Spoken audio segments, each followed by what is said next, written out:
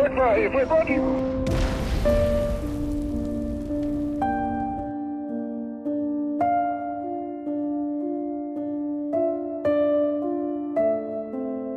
એ dead body એવી હતી કે તમે આઈડેન્ટિફાઈ ના કરી શકો કે આ વ્યક્તિ કોણ છે.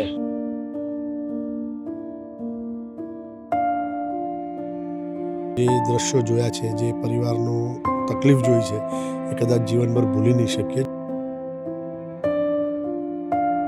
8 વર્ષથી સેવા બજાવું છું 108ની અંદર. આટલું મોટું ઇન્સિડન્ટ ક્યારે જોયેલું નહોતું. એકદમ મોટી જ્વાળા, અણુબોમ્બ ફૂટે એ રીતની જ્વાળા પેદા થઈ. જ્યારે મેં એ બોડી જોઈ અને 7 મહિનાનો ગર્ભનો જે ગોળો જોયો એ વખતે મારું હૃદય દ્રવી ઉઠ્યું હતું. 1 વર્ષ જીવે છે એટલે મારું મન જાણે છે છોકરા મારી ગયો. છોકરા વગર બીજું ગમતું નથી. છોકરાની યાદમાં આખી રાત દિવસ ઊંઘ નહીં આવતી, જમવાનું ભાવતું નથી ને આખી રાતની દિવસની યાદ આવે છે.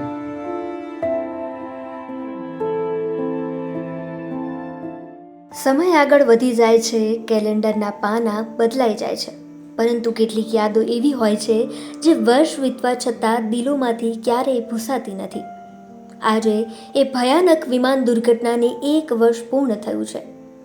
1 વર્ષ, પરંતુ અનેક પરિવારો માટે સમય આજે પણ એ જ ક્ષણે અટકી ગયો છે, જ્યારે આકાશમાંથી મૃત્યુનો કાળો પડછાયો ધરતી પર તૂટી પડ્યો હતો.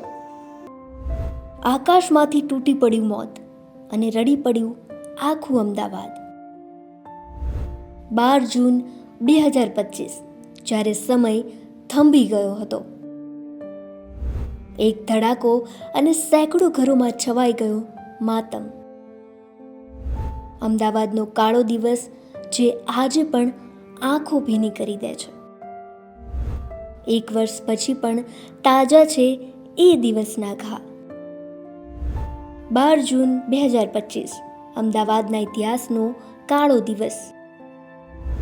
એર ઇન્ડિયા AI 171 અમદાવાદથી લંડન જતી ફ્લાઇટ ટેક ઓફ બાદ સેકન્ડોમાં જ દુર્ઘટના. બ્લેક બોક્સ મળ્યા, CVR અને FDRમાંથી ખુલ્યા મહત્વના સંકેતો. વળતર અને સહાય. ટાટા ગ્રુપની 1 કરોડ સહાય, એર ઇન્ડિયાની તાત્કાલિક સહાય. 1 વર્ષ પણ દુઃખ હજુ તાજું. 1 વર્ષ પણ પ્રશ્નો હજુ બાકી. 1 વર્ષ પણ એ કાળો દિવસ આજે પણ જીવંત. અમદાવાદના સરદાર વલ્લભભાઈ ઇન્ટરનેશનલ એરપોર્ટથી ટેક ઓફ કરતું એક વિમાન થોડા સેકન્ડોમાં સેંકડો જિંદગીઓ માટે કાળ બની ગયું હતું. એક જોરદાર ધડાકો અને પછી ચારે તરફ માત્ર ધુમાડો, આગ અને ચીસો જ. થોડી મિનિટો સુધી કોઈને સમજાતું નહોતું કે આખરે બન્યું શું છે, પણ જેમ જેમ ધુમાડાના કાળા ગોટે ગોટા આકાશમાં ફેલાતા ગયા તેમ તેમ સમગ્ર અમદાવાદનું હૃદય ધ્રુજી ઉઠ્યું હતું. એ માત્ર એક વિમાન દુર્ઘટના નહોતી, પણ એ સેંકડો સપનાઓના તૂટી પડવાનો અવાજ હતો. કોઈ પોતાના પરિવાર પાસે પરત ફરી રહ્યું હતું, તો કોઈ નવા સપનાઓ લઈને વિદેશ જઈ રહ્યું હતું, પણ કોઈએ કલ્પના પણ નહોતી કરી કે આ સફર તેમની જીવનની છેલ્લી સફર બની જશે. દુર્ઘટના બાદ તરત જ બચાવ કામગીરી શરૂ થઈ હતી.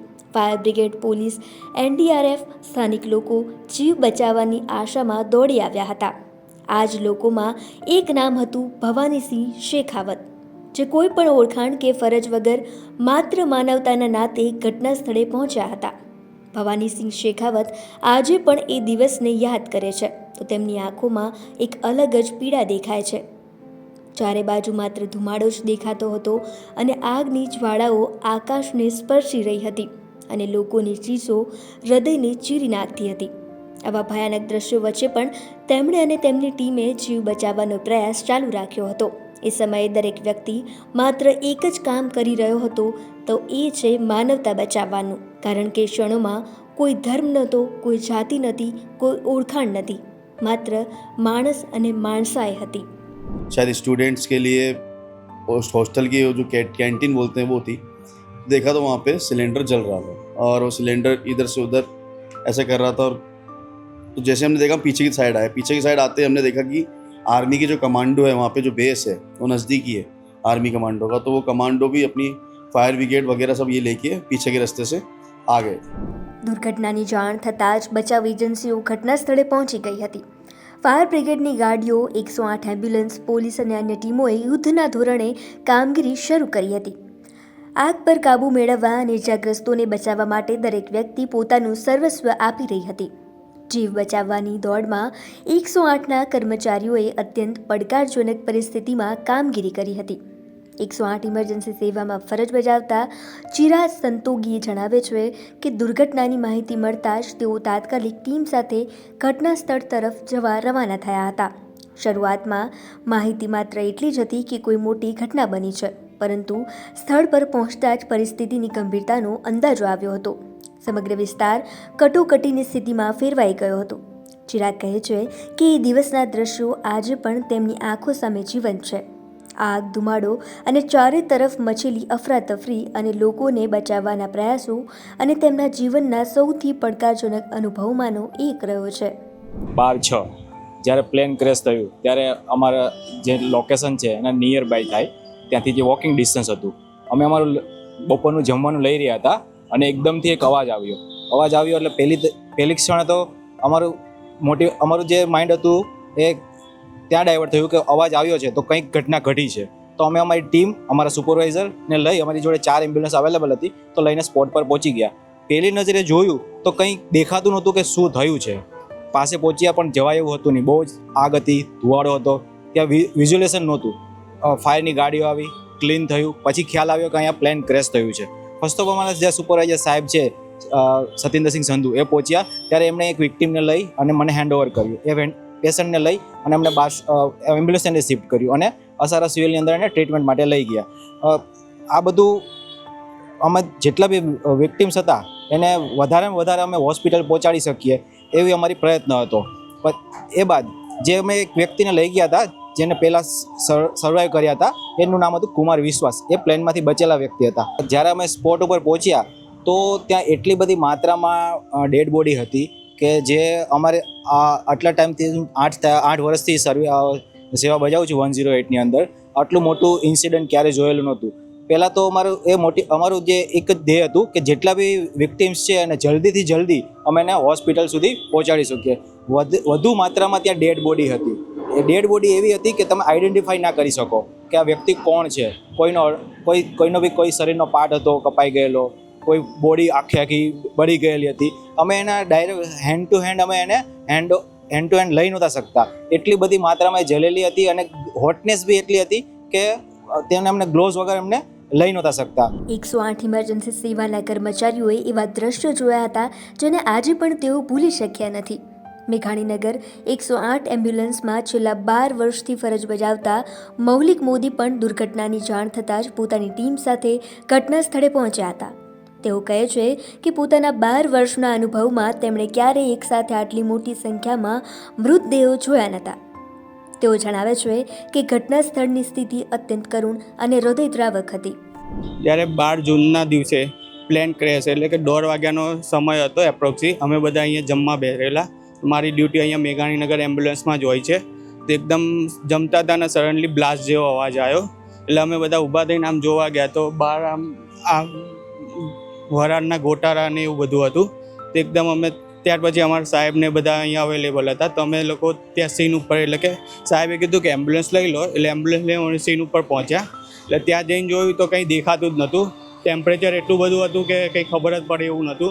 અને અંદરથી 1-2 માણસ દોડીને બહાર આવ્યા તો જોયું તેમને ઇન્જરી હતી. તો પછી એમ્બ્યુલન્સમાં લઈને અમે શિફ્ટ કરીને ફરીથી અમે ત્યાં સીન ઉપર પહોંચ્યા તો જોયું તો ત્યાં આગળ દુર્ઘટનામાં ઘવાયેલા વધારે હતા. અને ત્યાં સિચ્યુએશન, ટેમ્પરેચર ને બધું એટલું હતું. ત્યાર પછી ફાયર બ્રિગેડ ને બધું આવ્યું, એમણે આગ ઉપર કંટ્રોલ કર્યું. ત્યાર પછી જોયું તો સડનલી ડેડ બોડી એટલી બધી હતી કે મારી લાઈફમાં તો આજ સુધી અમે જેટલી ઇમરજન્સી કરી આવી ઇમરજન્સી ક્યારે જોઈ જ નથી.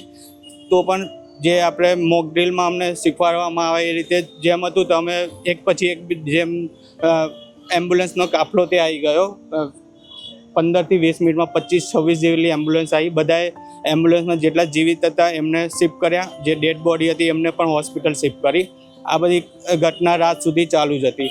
ત્યાર પછી જે કાટમાળ ને એ બધું હતું તો એનડીઆરએફની ટીમને બધા સહયોગ માટે આવેલા. તે લોકો ત્યાં આવ્યા, એ લોકો કાટમાળ ને બધું હટાવ્યું, પોલીસે પંચનામું કર્યું, એ બધી પ્રોસેસ ચાલુ હતી. તો બિલ્ડિંગની અંદર જઈને પંચનામું કરતો તો અંદરથી કોઈ બોડી કે એવું કંઈક નીકળે કે એવું કંઈક હોય તો અમારી એમ્બ્યુલન્સ એક એપ્રોક્સી 20 થી 25 દિવસ ત્યાં સ્ટેન્ડ બાય જ હતી. આ જે ઇમરજન્સી હતી એ તો કલ્પના બહારની જ છે. આવી ઇમરજન્સી મેં મારી લાઈફમાં પહેલી વાર જોઈ છે. હું છેલ્લા 12 વર્ષથી સર્વિસ કરું છું એ અમારે એમાં. આવી આટલી મોટી દુર્ઘટના જે કલ્પના બહાર છે. આ બચાવ કામગીરીમાં સ્થાનિક લોકો પણ પાછળ રહ્યા નહોતા. અનેક લોકો પોતાના જીવની પરવા કર્યા વિના મદદ માટે દોડી આવ્યા હતા. આવા જ એક વ્યક્તિ છે ભવાનીસિંહ શેખાવત, જેમણે ઘટના સ્થળે પહોંચીને કલાકો સુધી બચાવ કામગીરીમાં મદદ કરી હતી. તેઓ જણાવે છે કે ચારે બાજુ આગની જ્વાળાઓ હતી, ધુમાડો હતો અને લોકો મદદ માટે ચીસો પાડી રહ્યા હતા. એ દ્રશ્યો આજે પણ તેમની આંખો સામે જીવંત છે. तो मैंने बोला दीवार कच्ची है, ऊपर से गिर जाएगी. आग अंदर लगी हुई है और स्टूडेंट अंदर दबे हुए हैं और मैं अकेला नहीं था. मेरे साथ में जब हमने हिम्मत की तो साथ 5-7 जन 15 जन और भी आ गए थे ऊपर. और फिर हमने कमांडो को उनको बोला, उन्होंने पानी स्टॉप किया, फिर सीढ़ी लगाई. सीढ़ी लगाने के बाद में हमने उनको सीढ़ी ऊपर जहाँ तक आ नहीं पा रही तो हमने हाथ से पकड़ के एक कमांडो को ऊपर खींचा. खींचने के बाद में हमने आग बुझाई. आग बुझाने के बाद में हमने सभी स्टूडेंट्स को एक एक करके निकाला. निकालने के बाद नीचे लेके भागे और छोड़ के आए एम्बुलेंस तक. फिर वापस आए, फिर लेके फिर वापस एम्बुलेंस तक छोड़ा. ऐसा 3-4 बार करने के बाद में मैंने देखा जो नीचे का हिस्सा ग्राउंड फ्लोर है वहाँ पे किसी का पैर, लेडीज़ का पैर था. यानी कोई एयर होस्टेज वगैरह कोई होगी या फिर कोई यात्री होगा उसका पैर था. तो जैसे मैं पैर को निकालने के लिए आगे बढ़ा तो दीवार वहाँ टूटी. तो जाके मैंने जैसे ही खोला उसको तो आँख में कोई केमिकल सा मेरे आँख में आया और मैं सीधा बाहर गया. और वो पानी की बोतल वहाँ पे पड़ी होगी, पता नहीं भगवान ने रखी हो, किसी ने रखी होगी. आँख केमिकल ऐसा था कि आँख में जलन मचा रहा था. कि फिर धोया उसको और फिर जाके मैं एम्बुलेंस में बैठ गया. इसमें क्या था कि हम जब ऊपर नीचे भाग रहे थे, थकान भी हो गई थी और आँख में केमिकल वगैरह चला गया था. फिर एम्बुलेंस मुझे सिविल ले गई. सिविल ले जाने के बाद में सभी डॉक्टरों ने अच्छा से ट्रीटमेंट दिया, सब कुछ किया. उसके बाद हमें अलग से वार्ड में हमें रखा गया. वहाँ पे भी अच्छा ट्रीटमेंट वगैरह सिविल की तरफ से जो भी स्टाफ थे, जो बड़े बड़े डॉक्टर थे, जितने भी सीनियर अधिकारी थे, सबने बहुत अच्छा ध्यान रखा. દુર્ઘટનામાં અનેક પરિવારોના માળા વિખેરાઈ ગયા હતા. કેટલાક પરિવારોએ પોતાના સંતાન તો કેટલાકે માતા પિતા, ભાઈ બહેન અને જીવનસાથી ગુમાવ્યા હતા. આજે 1 વર્ષ બાદ પણ આવા પરિવારો માટે સમય જાણે થંભી ગયો હોય એવું લાગે છે. પોતાના લાડકા દીકરાને ગુમાવનાર માતા પિતા કહે છે કે ઘરમાં આજે પણ દીકરાના અવાજના પડઘા સંભળાય છે. દરેક તહેવાર, દરેક ખુશીની પળ અને દરેક પારિવારિક પ્રસંગ હવે તેમના વગર અધૂરો લાગે છે. માતા પિતા જણાવે છે કે દીકરાને યાદ કરતાં આજે પણ આંખો ભીની થઈ જાય છે. ખાવા પીવામાં મન લાગતું નથી, રાત્રે ઊંઘ આવતી નથી અને દુર્ઘટનાનો એ કાળો દિવસ યાદ આવે છે ત્યારે કાળજું કંપી ઉઠે છે. દરેક તહેવાર, દરેક ખુશીની પળ હવે જાણે અધૂરી લાગે છે. 1 વર્ષ બાદ પણ તેમના ઘરમાં દીકરાની યાદો હજુ પણ જીવંત છે. દરેક વર્ષ જીવે છે એટલે મારું મન જાણે છે છોકરા મારી ગયો. છોકરા વગર બીજું ગમતું નથી. છોકરાની યાદમાં આખી રાત દિવસ ઊંઘ નહીં આવતી, જમવાનું ભાવતું નથી ને આખી રાતની દિવસની યાદ આવે છે. હું ઓટો રિક્ષા ચલાવું છું ને હું સાહેબાગ ભાડું લઈને ગયો હતો ને આકાશની મમ્મીનું ટિફિન લઈને મોકલ્યો હતો. એની મમ્મી ટિફિન જમતી હતી ને આકાશ સામેની સાઈડમાં સૂતો હતો ને જેવું પડ્યું ને પ્લેન કેસ તો જેવું પડ્યું એવું પાંખ્યું જેના પર જઈને પડી આવ્યું. અને હું સાહેબાગ પડ્યો તો એટલો સ્પોટ થયો ને મેં કીધું કોઈ સ્પોટ થયો હોય, કોઈ બોમ્બ સ્પોટ થયો હોય. હું ત્યાં ગયો પેસેન્જર જાણે વિમાનનું પરખું દાયકીના છોકરા પર પડ્યું હતું. નકર એટલો ધુઓ નીકળતો હતો કે એની અંદર જવાનું કોઈની હિંમત જ ના ચાલી. ત્યાં ગયો તને મેં કહ્યું ક્યાં છે ગઢુને કે પોસ્ટમોર્ટમમાં લઈ ગયા. મેં પોસ્ટમોર્ટમનું નામ લીધું એટલે મને ખબર પડી કે મેં છોકરો ગયો. મેં કહ્યું તાર કાકી મેં કાકી કે ઉપર દાખલ કર્યા. પછી દાય કામની પાસે ગયો, જોયું મેં કહ્યું આ તો ઠીક છે, પણ નીચે ગયો ને ત્યાં અંદર મુલાકાત કરવાની કોઈ દેતા જ નહોતા પોલીસવાળા. કે એટલો ત્યાં આગળ હોબારો હતો ને એટલી બધી પોલીસ બી ઉતરેલી હતી કે અંદર જવાનું કોઈ મોકો જ ના મળે. 72 કલાકની મુદત આપી હતી કે 72 કલાક પછી તમારા છોકરા મળી જશે. કે 72 કલાક પછી 4 દિવસ રહ્યા ત્યાં આગળ, ત્યાં જ પડી રહ્યા. તમે સિવિલ જ ઘરેથી બી સિવિલમાં દાખલ હતા ને ત્યાં સિવિલમાં પડી રહ્યા 4 દિવસ. 4-5 દિવસ પછી મને 72 કલાક પછી બોડી આપી. દુર્ઘટના સ્થળ નજીક રહેતા લોકો પણ એ દિવસને ભૂલી શક્યા નથી. જોરદાર ધડાકા બાદ સમગ્ર વિસ્તારમાં અફરાતફરી મચી ગઈ હતી. લોકો પોતાના ઘરમાંથી બહાર દોડીને આવ્યા હતા અને મદદ માટે ઘટના સ્થળ તરફ દોડ્યા હતા. સ્થાનિક રહેવાસી અનસુયાબેન પટેલ કહે છે કે એ દિવસની દરેક ક્ષણ આજે પણ તેમની યાદોમાં તાજી છે. લોકોની ભાગદોડ, ધુમાડાના ગોટે ગોટા અને બચાવ માટેના પ્રયાસ આજે પણ યાદ આવે ત્યારે મન વ્યથિત થઈ જાય છે. એ દિવસ તો અમે ઘટના ભૂલી નહીં શકીએ, કારણ કે જે પરિસ્થિતિ હતી એને અમે જોઈ નહોતા શકતા. અને પહેલાં એમ કહેવાય ને, જેવો ધડાકો થયો એટલે અમને એમ થયું કે કંઈક બ્લાસ્ટ થયું હશે. પણ જ્યારે મારું ઘર સામે જ છે, એ ઘરની હું ઘરેથી સામે નીકળી અને જોયું ને તો ઉપર આગના ગોટે ગોટા હતા. એટલે અમને ખબર પડી કે પ્લેન ક્રેશ થયું છે. એટલે દોડમ દોડ, મારે 50 કદમ પણ રોડથી અંદર મારું ઘર, એટલું ઘર છે, એટલે અહીંથી ગણો તો 100 કદમના ડગલા ગણાય. અમે તરત જ પહોંચી ગયા અને અમારી આખી ટીમ આવી ગઈ. આવી ઘટના ક્યારે પણ ઘટવી ના જોઈએ, કારણ કે અમે એ દિવસે જ્યારે જોયું હતું ત્યારે જે સ્વજનોને તકલીફ પડતી હતી, કારણ કે પ્લેનની અંદર 241 જણ હતા. એમાં એક જે ઇમરજન્સી બારી હતી એમાંથી 1 જણ બચી ગયો હતો અને બીજા 240 જણની ડેથ થઈ હતી. અને એની સાથે સાથે અમારા પૂર્વ મુખ્યમંત્રી શ્રી વિજયભાઈ રૂપાણીજી પણ અંદર હતા. એટલે એ તો અમારા માટે બહુ દુઃખદ કહેવાય. અને અમારા અહીંયા ડૉક્ટરો અને જે સર્વન્ટો કામ કરતા હતા અને જે સિક્યુરિટીનું કામ કરતા હતા, એટલે ટોટલ 270 જણનું મૃત્યુ થયું હતું.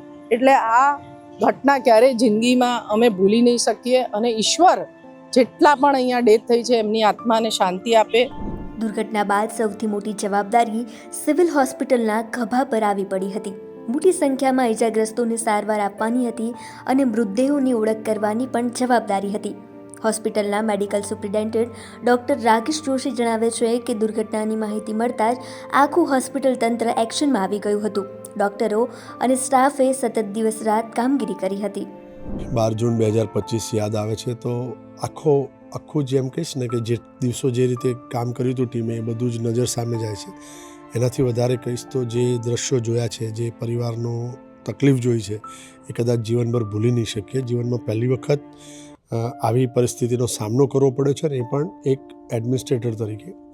દિવસ તો મારા માટે પણ નોર્મલ હતો, પરંતુ એક લાંબી સર્જરી લઈને અમારું કામ ચાલતું હતું અને સિક્યુરિટી ઓફિસરનો કોલ આવ્યો કે સર, આપણા સ્ટુડન્ટ જ્યાં રહે છે, જ્યાં સ્ટાફ રહે છે, ત્યાં ક્વાર્ટર સાઇડ પર કંઈક આગની ઘટના બની હોય એવું લાગે છે. થોડાક સેકન્ડમાં ફરી કોલ આવ્યો કે સર, પ્લેન ક્રેશ થયું છે. મેં કીધું શું? એટલે કે પ્લેન ક્રેશ. અને પાછો ફરી કોલ આવ્યો કે ઇન્ટરનેશનલ ફ્લાઇટ, એ પણ આપણા છોકરાઓ જ્યાં જમતા હતા ત્યાં ક્રેશ થઈ છે.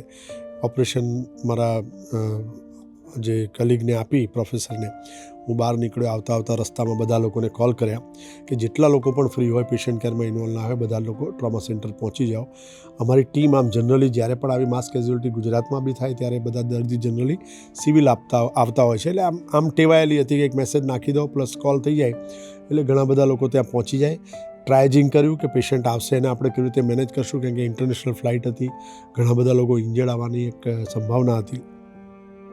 પહેલું પેશન્ટ હજુ પણ મને યાદ છે કે બંધ સાથે આવેલા અમારા ગાર્ડનર, અને પછી 1 બાય 1 પેશન્ટ આવતા ગયા. એનું મેનેજમેન્ટ થયું, ટ્રાયજિંગ કરી, જેને આઈસીયુની જરૂર હતી, ઇમિડિયેટ મેનેજમેન્ટની જરૂર હતી, એ બધું કામ ચાલુ થયું. સાથે સાથે ward, operation theatre, blood bank, એ બધી જ જાતની જે મેનેજમેન્ટ ચાલતી હતી. અને લગભગ 50થી 60 મિનિટ સુધી દર્દીઓ આવતા રહ્યા.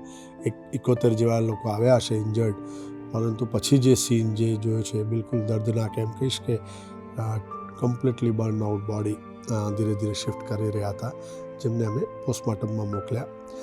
અને આપને ખ્યાલ હશે કે પ્લેન ટેક ઓફ થયું અને તરત જ ક્રેશ થયું હતું. એટલે ઘણા બધા સગા સંબંધી જે એરપોર્ટ પર હતા એ બધા સીધા અહીંયા આવ્યા. એટલે એમની હાલત પણ ખૂબ કફોડી હતી કે દરેક વ્યક્તિને હોય કે મારા સ્વજનનું શું થયું છે, કે મારા ભાઈનું શું થયું છે. એ મેસેજ સાથે દોડાદોડી એમને સમજાવવાના, એક સાથે આટલા એ સમયે મૃતદેહ આવેલા અને પ્લસ દર્દી, એટલે 3 જગ્યા પર એક સાથે કામ ચાલતું હતું. દરેક લોકોને પોતપોતાની જવાબદારી ડેઝિગ્નેટ કરી અને ટીમ કામ કરી રહી હતી. આ બાજુ સરકારે પણ બીજા ડૉક્ટર્સ ડેપ્યુટ કર્યા, જેથી કરીને નોનસ્ટોપ પોસ્ટમોર્ટમ કરી શકાય બધાનું, કેમ કે કોઈ આઈડેન્ટિફિકેશન થઈ શકે એવું જ નહોતું. એટલે ડીએનએ સેમ્પલિંગ કરવા માટેની પૂરી આ વ્યવસ્થા, જેની જવાબદારી ડૉક્ટર ધર્મેશ પટેલ અને એમની ટીમે લીધી. બધાના જ મેડિકલ લીગલ પીએમ કરી, જરૂરી ડીએનએ સેમ્પલિંગ માટે સેમ્પલ લઈ, પ્રોપર એમ કહીશું ને કે લેબલ કરી અને FSL NFSમાં મોકલવામાં આવ્યા. એકાદ કલાકની અંદર જ એમ કહીશ કે હેલ્થ મિનિસ્ટર સાહેબ, સેક્રેટરી સર, 2 કલાકમાં આપણા CM sir, Harsh Sanghavi sir, સાંજે Amit Shah sir, next day morning Modi sir, dignitaries પણ આવતા હતા અને બધા જ લોકોનું ગાઈડન્સ એવું હતું કે એવી વ્યવસ્થા ગોઠવજો જેથી કરીને કોઈ પણ રિલેટિવને તકલીફ ન પડે. અને FSLએ પણ એટલું જ કામ કરીને, ઉમદા કામ કરીને 48 કલાકની અંદર જ પહેલું DNA મેચ થયું અને વિધિન 17 દિવસમાં આપણે એમ કહીશું કે બધાના જ આઈડેન્ટિફિકેશન થઈ, DNA મેચ થઈ, એમના સ્વજનને એમના મૃતદેહ આપવામાં આવ્યા. સિસ્ટમ એવી ગોઠવેલી હતી કે ડૉક્ટર અહીંથી કોલ કરે કે આપનું સ્વજનનું DNA મેચ થયું છે તો આપને સમય હોય ત્યારે આવજો. અને એવી વ્યવસ્થા ગોઠવેલી હતી કે એમને જે કોઈ બી ડોક્યુમેન્ટની જરૂરિયાત હોય એ બધા જ ડોક્યુમેન્ટ એક સાથે, એટલે કે પોલીસ ડોક્યુમેન્ટેશન, ફોરેન્સિકના ડોક્યુમેન્ટેશન, DNA રિપોર્ટ્સ, સાથે સાથે ડેથ સર્ટિફિકેટ અને જે કોઈ બી બિલોંગિંગ્સ એમની પાસે હોય એ બધું આપી, સ્વજનને આપી, એનું જરૂરી વિડીયોગ્રાફી કરી અને મૃતદેહ સોંપવામાં આવતો. પોલીસની કાર એસ્કોર્ટ કરતી, પાછળ ફેમિલી કાર સાથે રહેતી અને શવવાહિની જે જગ્યા પર એમનું અંતિમ ક્રિયા કરવાની હતી ત્યાં સુધી જાય. અને ત્યાં લોકલ કલેક્ટર લેવલે પણ એવું મેનેજમેન્ટ કર્યું હતું જેથી કરીને એ પ્રોસેસમાં પણ તકલીફ ન પડે. એટલે એમ કહીશ કે આરોગ્ય વિભાગ, પોલીસ વિભાગ, કોર્પોરેશન, ઘણા બધા NGO, એમ કહીશ કે આ કેમ્પસ 111 એકરના અમારા કેમ્પસની અંદર જે કોઈ બી વ્યક્તિ હતો એનો માત્ર ને માત્ર જે લોકોએ પોતાના સ્વજનને અકાળે ગુમાવે છે એમની સાથે ઊભા રહી, એમની સંવેદના સમજી, એમની તકલીફ ઓછી થાય એ પ્રમાણે બધા લોકોએ કામ કર્યું. સૌથી પડકારજનક સ્થિતિ મેં આપને કહ્યું ને, 3 મોરચા પર એક સાથે કામ ચાલતું હતું. પેશન્ટને બચાવવા માટેની અથવા ઇન્જર્ડ વ્યક્તિઓની મેનેજમેન્ટ એ સમયે વધારે હતા. ઘણા બધા ડેડ બોડીઝ બર્ન્ડ આઉટ સિચ્યુએશનમાં કોઈ પણ લેવલે આઈડેન્ટિફાઈ થઈ ન શકે એટલે સાયન્ટિફિક રસ્તો એકમાત્ર રહેલો એ DNA મેચિંગ. અને એ જ સાથે દુર્ઘટનામાં જે લોકોએ આપણા સ્વજન ગુમાયા છે એમની મનોસ્થિતિ સમજવાની, સાયકોલોજીકલ સપોર્ટ, સાથે સાથે આખી આ પ્રોસેસ એમની સામે કરવાની, જે એક ખરેખર પડકારજનક હતું. પરંતુ બધા લોકોએ ટીમવર્ક તરીકે જે રીતે કામ કર્યું તેથી આપણે આ કરી શક્યા. આજે આ જે દિવસ આવે છે ત્યારે એટલી જ પ્રાર્થના કરશું કે ફરી આવા કોઈ ઇન્સિડન્ટ્સ ન થાય. ભગવાન એ દરેકે દરેક વ્યક્તિને શક્તિ આપે કે એમને જે અકાળે એમના સ્વજનને ગુમાયા છે એ સહન કરી શકે અને વધારેને વધારે એમને મજબૂતી આપે. દુર્ઘટનાની ક્ષણના સાક્ષી બનેલા મંદિરના મહારાજ પણ આજે એ ધડાકાને ભૂલી શક્યા નથી. તેઓ કહે છે કે અવાજ એટલો પ્રચંડ હતો કે શરૂઆતમાં તો તેમને લાગ્યું કે કોઈ મોટો વિસ્ફોટ થયો છે, પરંતુ બહાર આવીને જોયું તો આખું આકાશ ધુમાડાથી ઢંકાઈ ગયું હતું અને લોકો જીવ બચાવવા માટે દોડધામ કરી રહ્યા હતા. લગભગ 12/6/2025નો સમય છે. બપોરે 1:36 થી 37ની અંદર હું અહીંયા સામે બાંકડા ઉપર બેઠો હતો, મોબાઈલ જોઈ રહ્યો હતો અને અચાનક સામે જે 3 ડૉક્ટર, બીજી મેડિકલના બધો સ્ટાફ રહેતો, બીજને એક PGનો સ્ટાફ રહેતો હતો, 3 બ્લોકમાં એકદમ મોટી જ્વાળા, અણુબોમ્બ ફૂટે એ રીતની જ્વાળા પેદા થઈ. મને એ વખત લાગ્યું હતું કે પાકિસ્તાન ભારતની લડાઈ ચાલે, મેં કોઈએ મિસાઇલ છોડી હશે. એ તે વિમાનના 2 ટુકડા થઈ ગયેલા અને જ્વાળા ખૂબ જ ઊંચી હતી અને કુછ જ સેનો એટલે કુછ મિનિટોમાં બધું સાફ થઈ ગયું અને આજુબાજુ બૂમાબૂમ. અમને પણ ભય લાગ્યો તો કેટલાક અમારા ત્યાંના એના લોકો, વકીલોને બધા બેસતા ભાગમ ભાગ થઈ. હું પણ ભાગવાની કોશિશ કરી પણ બહાર જઈને લાગ્યું કે હવે ત્યાં જ્વાળા આગળ જવાની નથી. અને એવો ભયંકર દર્દનાક લાઈફમાં મેં જોઈ 100 વર્ષ મારે આટલા બધા હુલ્લડો પણ જોયા છે પણ આવો દર્દનાક હિસ્સો મેં જોયો નથી. કેમ કે એની જ્વાળાઓ બંને બ્લોકો, 3 બ્લોકોની આજુબાજુ ફરી વળીથી અને ત્યાં બહુ ભયંકર પરિસ્થિતિ, ચીસાચીસ ને બધું હતું. અને સવલત જે ઇમરજન્સી તો લગભગ અડધા કલાક પછી આવી, ત્યારે રસ્તા પણ નહોતા, આજુબાજુ દિવાલો બની હતી પૂરા રસ્તાને, મોટા વાહનોને આ દિવાલો તોડવી પડી. એમાં સમય પણ ઘણો ગયો અને મોટી હોનારત થઈ ગઈ. એક બાજુ જે એની પાંખોમાં પેટ્રોલ છે એ આગળના ભાગમાં ગયું ને બીજું પેટ્રોલનું ભાગ આ બાજુ જ્વાળામાં ભડકી ગયો અને મોટો હોનારત સર્જાઈ ગયો. દુર્ઘટનાનો ઘા માત્ર 1 વર્ષમાં ભરાઈ જાય એવો નહોતો. આજે પણ કેટલાક પરિવારો ન્યાય, જવાબદારી અને જવાબોની રાહ જોઈ રહ્યા છે. કુલદીપ ઈરાની જણાવે છે કે પરિવારને આર્થિક સહાય તો મળી છે, પરંતુ હજુ પણ અનેક પ્રશ્નોના જવાબ નથી મળ્યા. પરિવારની માંગ છે કે તેમને ઘટના સ્થળે જઈ પોતાના સ્વજનોને શ્રદ્ધાંજલિ આપવાની અને હકીકત નજીકથી જોવાની તક મળવી જોઈએ. સરકાર પાસે AIB DGCA એમની પાસે જે એજન્સી છે 1 વર્ષનો સમય હોય છે કે જનરલી 1 વર્ષમાં ફાઇનલ રિપોર્ટ છે આવી જતો હોય છે, પરંતુ જોવાનું રહ્યું હજી 2 દિવસ બાકી છે રિપોર્ટ આવે છે કે કેમ. ઇન્ડિયાની જે AIB છે એમની સાથે UK AIB પણ સંલગ્ન છે અને યુએસની NTSB કરીને સંસ્થા છે એ પણ આની અંદર એક્સપર્ટ તરીકે છે, પરંતુ જે ડેટાનો એક્સેસ છે એ ફક્ત ઇન્ડિયન AIB પાસે છે. સૌથી મહત્ત્વની વસ્તુ જે છે એ કોઈ પણ પ્લેન છે એની જો ડિઝાઇનનો ફોલ્ટ હોય તો જરૂરી નથી કે એના માટે એરલાઇન કોઈ પ્રકારે જવાબદાર હોઈ શકે. જો ડિઝાઇનની અંદર કોઈ ફોલ્ટ છે તો ચાહે પાયલોટ હોય ચાહે એરલાઇન હોય એ કોઈ પણ વસ્તુ કરશે, ડિઝાઇન ફોલ્ટના કારણે જે ક્રેશ થઈ શકે. પરંતુ હા, એ કહી શકીએ કે મેન્ટેનન્સ માટે દરેક એરલાઇને ખાસ ધ્યાન આપવું જોઈએ. પાયલોટ એરરની જે થિયરી ચાલી રહી છે એને મોટાભાગના દરેકે દરેક પરિવારો જે છે એ નકારી કાઢે છે. એ કોઈ પણ વ્યક્તિ એક્સેપ્ટ કરવા માટે તૈયાર નથી કે પાયલોટે જાણી જોઈને આ પ્રકારની કોઈ કૃત્ય કર્યું હોય, એ માનવામાં નથી આવતું. પરિવારો છે એ સતત 12 જૂન 2025થી લઈ અને આજે 10 જૂન 2026 છે, ઓલમોસ્ટ 1 વર્ષ થવા આવ્યું છે.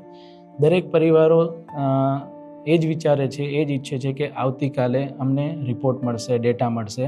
એ દરેક દિવસ છે એ જ આશા પર નવા દિવસની શરૂઆત થાય છે કે આજે અમને કંઈક ઇન્ફોર્મેશન મળશે, રિપોર્ટ મળશે, જેથી કરીને અમે જસ્ટિસ માટેની અમારી જે લડાઈ છે, અમારે કાયદાકીય કોઈ પગલાં લેવા છે તો એ પરિવારો લઈ શકે.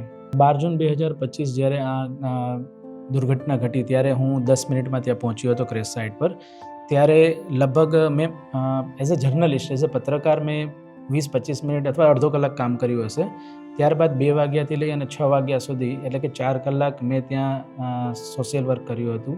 એક માનવતાની દ્રષ્ટિએ આપણાથી જે મદદ થઈ શકે, 40-45 બોડી છે મને યાદ છે ત્યાં સુધી, એ નીકાળતા હતા ત્યારે મેં એમાં સપોર્ટ કર્યો હતો. પણ 6 વાગ્યા પછી મને એવું લાગ્યું કે મારી તબિયત બગડે અને અહીંયા બીજા લોકોને હેરાનગતિ થાય એના કરતાં હું 6 વાગ્યા પછી નીકળી ગયો હતો.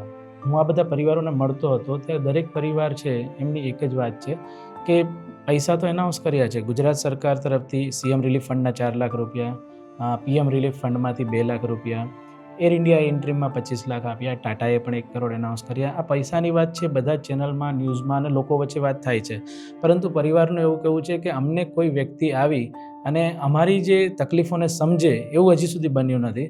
પૈસા એ દુઃખ દૂર કરવા માટે સાધન નથી. અને એના થોડા જ મહિનાઓ પછી પરિવારો જ્યારે સંપર્ક કરે છે તો મોબાઈલ નંબર ઓલમોસ્ટ બંધ થઈ ગયા છે, જે ચાલુ છે તો ઉપાડતા નથી. ઈમેલ છે તો એની અંદર રિપ્લાય ઘણા દિવસો પછી આવે છે. અને હવે તો મોટાભાગે પરિવારોને કહેવામાં આવે છે કે ફોન પર નહીં, તમે ફક્ત ઈમેલથી જ વાત કરો. આપણા આજે ભારત દેશની અંદર જે પ્રકારના લોકો છે એ દરેક યુઝ ટુ નથી કે ઈમેલથી વાતચીત કરી શકે, એટલી કમ્ફર્ટેબલ નથી હોતા. તો એમના માટે કોઈક એક નંબર એવો હોવો જોઈએ, ચાહે ટાટા છે, એર ઇન્ડિયા છે, તો એ આરામથી વાત કરી શકે, પોતાનું દુઃખ વ્યક્ત કરી શકે. અને વાયદાઓ જે કર્યા હતા એર ઇન્ડિયા ટાટાએ, એ વાયદાઓ પૂરા કરે, અને જો ના કરી શકે તો વાયદાઓ ખોટા ના કરે. અમદાવાદ વિમાન દુર્ઘટનામાં 14 વર્ષીય બાળકના મોતના મામલે પાડોશીઓએ પણ ઊંડું દુઃખ વ્યક્ત કર્યું છે.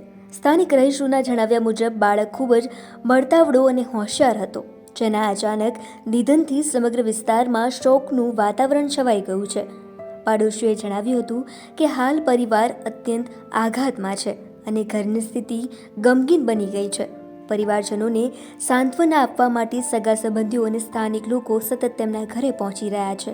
બાળકના અવસાનથી સમગ્ર વિસ્તાર શોકમાં ગરકાવ થયો છે. 14 વર્ષનું બચ્ચું નાનું એક મોતના ઘાટે ઉતરી ગયેલું છે. એ તો સબ દુનિયાને ખબર છે અને સબ સમાચારમાં આવી ગયેલું છે. તો આજે એમને માં છે, પણ માને બી ઘણી આત્માને દુઃખ લાગે છે, મનમાં રોવે છે, પણ બચ્ચાને ગોતે છે, પણ બચ્ચું મળતું નથી અત્યારે હાલની તારીખમાં. તો માં છે, મા બાપ છે, એના માટે જે સહકાર તમે દો ને એટલો ઓછો છે, જેટલો સહકાર જેટલો ઓછો છે. કેમ કે દેવી પૂજક છે, અમારે ખોટું કરાય નહીં. 12 તારીખ રિમાન્ડ, 6ઠ્ઠા મહિનો રિમાન્ડ કરસ થયું. એ સમયે 500 માણસ એક ઝાટકાની અંદર મરી ગયા, એક 10 મિનિટની અંદર મરી ગયા. પણ અત્યારે દુનિયાની બધાને ગમ છે કે આજ 12 તારીખ આવે ને તો બધાને યાદ આવે કે આજે 12 તારીખ આવી છે, આજે રિમાન્ડ કરસ થયું હતું. રિમાન્ડના માલિક કંપનીના એ બી એને કોઈ સહારો દેવો પડે. અમારી પોતાના છોકરાની વહુ છે ઉષાબેન જયેશભાઈ દંતાણી, એમની એ કામ કરતા હતા, પણ એ દિવસ એ લોકો ગયા નહોતા, રજા રાખી લીધી હતી. કારણ કે મારી વહુ ઉષાબેન મોતના ઘાટે ઉતરતા, કેમ કે મારો બેટો 12 તારીખે રિમાન્ડ કર્યોથી 25 તારીખે મારો બેટો મરી ગયો. કેમ કે એની પત્ની અહીંયા કામ કરતી હતી, તો એને ગમમાં એને ભડક લાગી ગઈ. કેવી ભડક લાગી ગઈ કે મારી પત્ની બી મરી ગઈ. મારો બેટો એક 9 વર્ષનો હિમાંશુ છે, એ બી મરી ગયો. કેમ મમ્મી હંગાતે જતો હતો, હિમાંશુ બી મરી ગયો. એટલે એને ભડક લાગી, એને ડર લાગી ગઈ, એને ગભરાટ વાગી. 10 દિવસ 15 દિવસની અંદર 25 તારીખે એમની મોત 1 વાગ્યાના સમયે થઈ ગઈ. 12 જૂન 2025 અમદાવાદની એ ભયાનક સવાર આજે પણ લોકોના દિલને હચમચાવી દે છે. એર ઇન્ડિયા વિમાન દુર્ઘટનાના ધડાકા બાદ ચારે તરફ અફરાતફરી, ધુમાડો અને ચીસોનો માહોલ હતો. એ જ સમયે અસારવાના સ્થાનિક રહેવાસી રાજુભાઈ પટેલ કોઈ પણ વિચાર કર્યા વગર ઘટના સ્થળ તરફ દોડી ગયા હતા, જ્યાં ઘણા લોકો દૂરથી જ ભયભીત નજરે આ ઘટનાને જોઈ રહ્યા હતા. રાજુભાઈ લોકોના જીવ બચાવવાની આશામાં આગ અને ધુમાડાની વચ્ચે પહોંચ્યા હતા. તેઓ કલાકો સુધી ઘટના સ્થળે રહી ઘાયલોને મદદ કરી રહ્યા હતા, બચાવ દળોને સહયોગ આપતા રહ્યા અને માનવતાની સેવા કરતા રહ્યા. મોડી સાંજ સુધી તેઓ સતત ઘટના સ્થળે જ રહ્યા અને બચાવ દળોને સહયોગ આપવો, લોકોને મદદ પહોંચાડવી અને જે શક્ય હોય તે સેવા કરવી, બસ એ જ તેમનું ધ્યેય હતું. અને કોઈ પણ સ્વાર્થ નહીં, પણ માત્ર માનવતાનો સ્પર્શ હતો. 1:30 વાગે હું જમવા ઘરે આવ્યો ત્યારે મારા એક મિત્રનો ફોન આવ્યો કે ભાઈ આવો કંઈક બનાવ બન્યો છે અને પુષ્કળ ધુવાળા અને આગના ગોટા ઉડી રહ્યા છે. મેં બહાર જોઈને નજર કરી તો મને પણ ત્યાંથી એ ઘટનાની ખબર પડી કે ભાઈ આવું કંઈક થયું છે. એટલે આ બધી ઘટનાઓથી હું પરિચિત હતો કે ભાઈ આવા સમયે શું શું કરવું જોઈએ. મારી બાજુમાં રહેતા ડૉક્ટર વિનોદ પટેલ, એમની એમ્બ્યુલન્સ કાર લઈને હું ઘટના સ્થળે પહોંચ્યો. ઘટના સ્થળે પહોંચ્યા પછી ત્યાં એટલી બધી આંખો બળતી હતી, ક્યાંય કશું દેખાતું નહોતું. ફાયર બ્રિગેડ પ્રયત્ન કરતી હતી આગ ઓલાવવાનો, પણ એ અડધો કલાક તો કોઈ પણ સંજોગોમાં અંદર ઘૂસી શકાય એવી પરિસ્થિતિ હતી નહીં. ત્યાં પ્લેનનો કાટમાળ બળીને કોલસો થઈ ગયેલો. ત્યાં નાના બાળકોની કોકના હાથ મળ્યા, કોકના પગ મળ્યા. તાત્કાલિક જે પણ સેવાઓ થતી હતી એ અમે ત્યાં કરી. આજુબાજુની પબ્લિકના સહકારથી ઘઉં ભરવાના કોથળા, જૂની સાડી એ બધી એકત્રિત કરી અને કોઈ પણ જીવિત વ્યક્તિ દેખાતું નહોતું, પણ જે બોડી મળી એને અમે રિકવર કરી, એમ્બ્યુલન્સમાં તાત્કાલિક એને રવાના કરી. ત્યારબાદ 2-3 કલાક આ મંજર જોયા પછી એમ લાગતું હતું કે આમાં કોઈ જીવિત બચ્યું નહીં હોય. પછી એવી કલ્પના થઈ કે ભાઈ આવું આટલા બધા માણસો મરી ગયા છે તો એનું કંઈક ના કંઈક નિશાની રૂપે કંઈક મળી જાય તો એ આખો જિંદગી એ લોકો યાદ કરી શકે. કારણ કે આમાં કોઈનો મૃતદેહ સાજો હતો નહીં, કોઈનો ચહેરો ઓળખી શકાય એવો હતો નહીં. અમે 5-6 મિત્રો ત્યાં સ્થળ ઉપર જ રાત્રે 12 વાગ્યા સુધી હતા અને મેં એવો પ્રયત્ન કર્યો કે ભાઈ કંઈક ના કંઈક વસ્તુ અમને આમાંથી મળે. તો લોખંડના સળિયાથી અમે કંઈક ના કંઈક ફંગોળવાનો પ્રયત્ન કર્યો. તો 7 કિલોની જે બેગ હોય, જે સાથે રાખીને ચાલતા હોય છે, કમરમાં લટકાવવાના જે પર્સ હોય છે, આ બધું 3-4 વસ્તુઓ, ઘણી બધી બેગો પણ મળી અમને. અને એ બધું તપાસતા કોકના પર્સમાંથી પૈસા મળ્યા, કોકના પર્સમાંથી સોનાના દાગીના, હાથે પહેરવાના લકી, બંગડીઓ, એ બધી સોનાની કિંમતી ચીજો અમને મળી. ભગવાનના વાઘા, કૃષ્ણ ભગવાનના 8-10 અલગ અલગ ટાઈપના વાઘા, મૂર્તિ, ચાંદીની પ્લેટ, ભગવદ્ ગીતા, આ કુલ મળીને 80-90 તોલા સોનું, 4 બ્રિટિશ પાસપોર્ટ, 4 ઇન્ડિયન પાસપોર્ટ અને ઘણી બધી વસ્તુઓ અમે ત્યાં સરકારી ખજાનામાં જમા કરાવી હતી. શ્રીમંત 7 મહિનાનું શ્રીમંત ભરેલા બેન આ જ પ્લેનમાં પ્રવાસ કરતા હતા. જ્યારે મેં એ બોડી જોઈ અને 7 મહિનાનો ગર્ભનો જે ઘોડો જોયો એ વખતે મારું હૃદય દ્રવી ઉઠ્યું હતું. અને એ કલ્પના અત્યારે વાત કરતાં બી પણ હું એકદમ ઇમોશનલ થઈ જાઉં છું, કારણ કે મારા ચહેરા આગળનો જ બનાવ છે. અને એ બોડી મેં જ્યારે ઉપાડી ત્યારે મારું હૃદય દ્રવી ઉઠ્યું હતું. જે પરિસ્થિતિ ઊભી થઈ અને 298થી 300 લોકોના જીવ ગયા, એમાં એ જીવોની હાજરી અને એમના આત્માને શાંતિ આપે એવી જ અમે પ્રાર્થના કરીએ કે ભાઈ જે અકાળે મૃત્યુ થયું છે એને ભગવાન એના આત્માને શાંતિ આપે અને હવે આવું પછી ક્યારે આવો ખરાબ બનાવ ના બને એવી સરકારને બી અમે પ્રાર્થના કરીએ છીએ. પ્લેન ક્રેશની દુર્ઘટનામાં પૂર્વ મુખ્યમંત્રી વિજય રૂપાણી સહિત 270 લોકોએ જીવ ગુમાવ્યો હતો. આજે પણ એ પીડા અનેક હૃદયમાં યથાવત છે. પિતાની પ્રથમ પુણ્યતિથિ નિમિત્તે ઋષભ રૂપાણીએ ભાવુક શબ્દોમાં પોતાના પિતાને યાદ કર્યા હતા. તેમણે માત્ર પોતાના પિતા જ નહીં પરંતુ પ્લેન ક્રેશમાં મૃત્યુ પામેલા તમામ 270 મૃતાત્માઓને શ્રદ્ધાંજલિ અર્પણ કરી હતી. તેમના પરિવારો પ્રત્યે સંવેદના વ્યક્ત કરી હતી. 1 વર્ષ પછી પણ દુર્ઘટનાના ઘા હજુ રૂઝાયા નથી, પરંતુ પિતા માટેનો પ્રેમ, તેમની યાદો અને તેમના આદર્શો આજે પણ પરિવારને આગળ વધારવાની પ્રેરણા આપી રહ્યા છે. વિજય રૂપાણી હવે ભલે આપણી વચ્ચે નથી, પરંતુ તેમના વિચારો અને સેવાભાવ અનેક લોકોના હૃદયમાં હંમેશા જીવંત રહેશે. સૌપ્રથમ તો આજે પ્રથમ વાર્ષિક પુણ્યતિથિના નિમિત્તે હું ઋષભ વિજયભાઈ રૂપાણી અમારા પરિવાર તરફથી 270 હુતાત્માઓને મૃતકોને હું ભાવપૂર્ણ શ્રદ્ધાંજલિ અર્પણ કરું છું અને તમામ સંકળાયેલા પરિવારો સાથે પણ મારી સંવેદનાઓ અને મારો પ્રેમ પ્રકટ કરું છું. 1 વર્ષ પૂર્ણ થયું છે. સમયને પસાર થતાં વાર નથી લાગતી. સમય સૌથી ઝડપી પ્રવાહી છે. પણ આજે પણ એક મતલબ પિતાની જે હૂંફ છે, એક છત્રછાયા છે, એ જ્યારે તમારા પરથી જતી રહે ત્યારે જે તાપ તમને લાગે છે એ ખૂબ આકરો હોય છે. પણ એની સાથે સાથે મને એ પણ વિશ્વાસ છે કે પપ્પા સ્વર્ગમાંથી પણ અમને એમનો પ્રેમ અને આશીર્વાદ આપી જ રહ્યા છે અને એમના વિચારો, આદર્શો અને મૂલ્યો દ્વારા, એમના સંવર્ધન દ્વારા અમે પપ્પાને જીવંત રાખી અને જે છેવાડાના માનવી સુધી પપ્પાને અને એમના વિચારોને લઈ જવાનો જે એક પ્રકલ્પ છે એ અમે શરૂ કરવા જઈ રહ્યા છીએ. મારું સ્પષ્ટપણે માનવું છે કે આ ઇન્વેસ્ટિગેશન ઓનગોઈંગ છે, તો એના પર કમેન્ટ ના જ કરવી જોઈએ.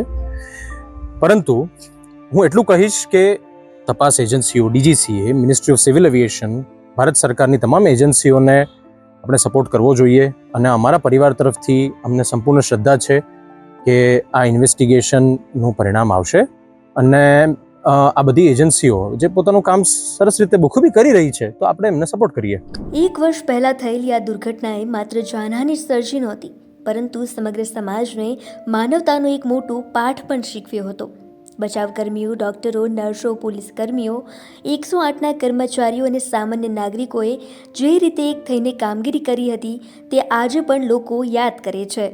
બીજી તરફ અનેક પરિવારો માટે આ 1 વર્ષ સતત આંસુ, સંઘર્ષ અને યાદો વચ્ચે પસાર થયું છે. પોતાના સ્વજનોને ગુમાવનારા લોકો માટે આ દુર્ઘટના માત્ર એક ઘટના જ નથી, પરંતુ જીવનભરનું દુઃખ છે.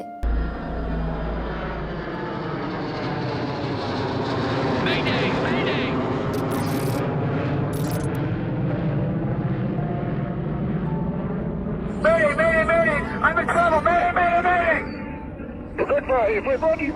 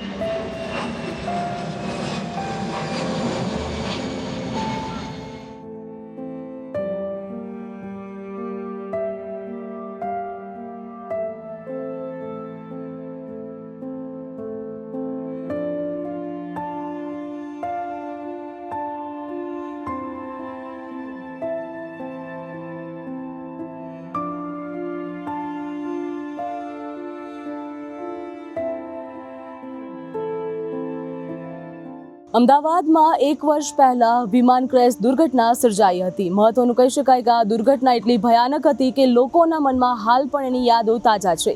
હાલ અહીંયા જનજીવન પહેલાં જેવું ફરીથી શરૂ થઈ ગયું છે, પણ મહત્વનું કહી શકાય કે આજના દિવસમાં 1 વર્ષ પહેલાં લોકો અહીંયા બૂમો પાડતા હતા તેમજ ચીસિયારો બોલાવતા હતા. જ્યારે પ્લેન ક્રેશ થયું હતું ત્યારે અહીંયાનો નજારો કંઈક અલગ જ જોવા મળતો હતો. હાલ તમે બિલ્ડિંગની હાલત જોઈ શકો છો, જ્યાં બિલ્ડિંગની હાલત ભયાનક જોવા મળી રહી છે. અત્યારે અહીંયા લોકો આવતા જતા પણ ડરી રહ્યા છે. 1 વર્ષ પહેલાં આ જગ્યા ઉપર અચાનક જ સર્જાયેલી પ્લેન દુર્ઘટનાએ અનેક પરિવારોના સપનાઓને ચકનાચૂર કરી દીધા હતા. કોઈએ પોતાનો પુત્ર ગુમાવ્યો હતો તો કોઈએ પોતાના માતા પિતા આ જગ્યાએ 1 વર્ષ પહેલાં ગુમાવ્યા હતા. તો આ દિવસ માત્ર એક અકસ્માત ન હતો, પરંતુ અસંખ્ય પરિવારો સામે જીવનભરનો હાલ ઘા બની ગયો છે. હાલ પણ પરિવારજનો આ સમયને યાદ કરીને રોઈ રહ્યા છે. મહત્વનું કહી શકાય છે આ દુર્ઘટના બાદ અહીંયા ચારો તરફ ચીસો, ગભરાટ અને બચાવ કામગીરીના દ્રશ્યો જોવા મળ્યા હતા. અનેક લોકો અહીંયા બચાવ કામગીરીમાં પણ જોડાઈ ગયા હતા. અત્યારે તમે જોઈ શકો છો એ સ્થળ ઉપર ઊભા છીએ જ્યાં દુર્ઘટના બની હતી. આજે અહીં શાંતિ અને સામાન્ય જનજીવન ફરી શરૂ થઈ ગયું છે, પરંતુ 1 વર્ષ પહેલાં અહીંનો માહોલ સંપૂર્ણપણે અલગ જોવા મળતો હતો. આસપાસના રહેવાસીઓ આજે પણ અહીંયા આવી રહ્યા છે અને બધું જોઈ રહ્યા છે. મહત્વનું કહી શકાય જ્યાં આજુબાજુના લોકો અહીંયા આવી રહ્યા છે અને યાદમાં ભાવ પણ બની રહ્યા છે. ઘણા લોકોએ પોતાની આંખો સામે બચાવ કામગીરી અને આગની જ્વાળાઓ પણ જોઈ હતી. જ્યાં દુર્ઘટના બાદ લાંબા સમય સુધી સમગ્ર વિસ્તારમાં ચર્ચાનો વિષય પણ બન્યો હતો. તો આ દુર્ઘટનાને આજે 1 વર્ષ પૂર્ણ થયું છે. લોકો આ દુર્ઘટનાને ભૂલી શક્યા નથી, પરંતુ ગ્રોથ નાવ ન્યૂઝ દ્વારા જે લોકો મૃતક છે તે લોકોને ભાવભીની શ્રદ્ધાંજલિ પણ પાઠવી રહ્યા છે. મહત્વનું કહી શકાય કે આવી દુર્ઘટના બીજી વાર દેશભર તેમજ અમદાવાદમાં ના બને તેના માટે પણ પ્રાર્થના કરીએ છીએ. કેમેરામેન કુણાલ સાથે કિંજલ શિકારી, ગ્રોથ નાવ ન્યૂઝ.